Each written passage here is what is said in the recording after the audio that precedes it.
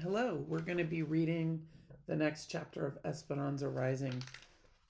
We're going to be reading Los Higos, which is the figs. The wind blew hard that night, and the house moaned and whistled. Instead of dreaming of birthday songs, Esperanza's sleep was filled with nightmares. An enormous bear was chasing her, getting closer and closer, and finally holding her in a tight embrace. Its fur caught in her mouth, making it hard to breathe. Someone tried to pull the bear away but couldn't. The bear squeezed harder until it was smothering Esperanza. Then, when she thought she would suffocate, the bear grabbed her by the shoulders and shook her until her head wagged back and forth. Her eyes opened and closed again. She realized that she was dreaming, and for an instant she felt relieved. But the shaking began again, harder this time. Someone was calling her. Esperanza! She opened her eyes. Esperanza, wake up! Screamed Mamma. The house is on fire. Smoke drifted into the room. Mamma, what's happening? Get up, Esperanza. We must get Abuelita.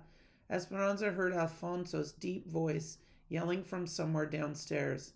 Senora Ortega, Esperanza. Here. We are here, called Mamma, grabbing a damp rag from the washbowl and handing it to Esperanza to put over her mouth and nose. Esperanza swung around in a circle, looking for something, anything to save. She grabbed the doll. Then she and Mamma hurried down the hall toward Abuelita's room, but it was empty. Alfonso, screamed Mamma. Abuelita is not here. We will find her. You must come now. The stairs are beginning to burn. Hurry. Esperanza held the towel over her face and looked down the stairs. Curtains flamed up the walls. The house was enveloped in a fog that thickened towards the ceiling. Mamma and Esperanza crouched down the stairs, where Alfonso was waiting to lead them out through the kitchen. In the courtyard, the wooden gates were open. Near the stables, the vaqueros were releasing the horses from the corrals. Servants scurried everywhere. Where were they going? Where's Abuelita? Abuelita! Cried Mamma. Esperanza felt dizzy. Nothing seemed real. Was she still dreaming? Was this her own imagination gone wild? Miguel grabbed her. Where's your mother and Abuelita? Esperanza whimpered and looked toward Mamma. He left her, stopped at Mamma, then ran toward the house. The wind caught the sparks from the house and carried them to the stables. Esperanza stood in the middle of it all, watching the outline of her home, silhouetted in flames against the night sky. Someone wrapped a blanket around her. Was she cold? She did not know. Miguel ran out of the burning house, carrying Abuelita in his arms. He laid her down, and Hortensia screamed. The back of his shirt was on fire. Alfonso tackled him, rolling him over and over on the ground until the fire was out. Miguel stood up and slowly took off the blackened shirt. He wasn't badly burned. Mamma cradled Abuelita in her arms. Mamma, said Esperanza, is she? No, she's alive, but weak, and her ankle. I don't think she can walk, said Mamma. Esperanza knelt down. Abuelita, where were you? Her grandmother held up the cloth bag with her crocheting, and after some minutes of coughing, whispered, We must have something to do while we wait. So she had to rescue her crocheting because she knew that they weren't going to have a house anymore. The fire's anger could not be contained. It spread to the grapes. The flames ran along the deliberate rows of vines, like long curved fingers reaching for the horizon, lighting the night sky. Esperanza stood as if in a trance and watched El Rancho de las Rosas burn. Mamma, Abuelita, and Esperanza slept in the servants' cabins. They really didn't sleep much, but they didn't cry either. They were numb, as if encased in a thick skin that nothing could penetrate, and there was no point in talking about how it happened. They all knew that the uncles had arranged the fire. At dawn, still in her nightgown, Esperanza went out among the rubble. Avoiding the smoldering piles, she picked through the black wood, hoping to find something to salvage. She sat on an adobe block near what used to be the front door and looked over at Papa's rose garden. Flowerless stems were covered in soot. Dazed and hugging herself, Esperanza surveyed the surviving victims. The twisted forms of wrought iron chairs, unharmed cast iron skillets, and the mortars and pestles from the kitchen that were made from lava rock and refused to burn. Then she saw the remains of the trunk that used to sit at the foot of her bed, the metal strap still intact. She stood up and hurried toward it, hoping for un milagro, a miracle.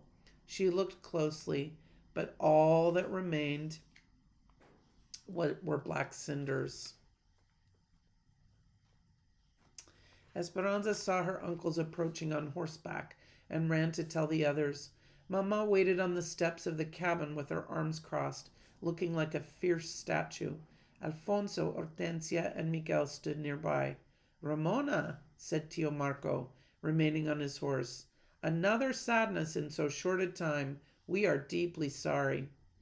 I have come to give you another chance, said Tio Luis. If you reconsider my proposal, I will build a bigger, more beautiful house, and I will replant everything. Of course, if you prefer, you can live here with the servants, as long as another tragedy does not happen to their homes as well.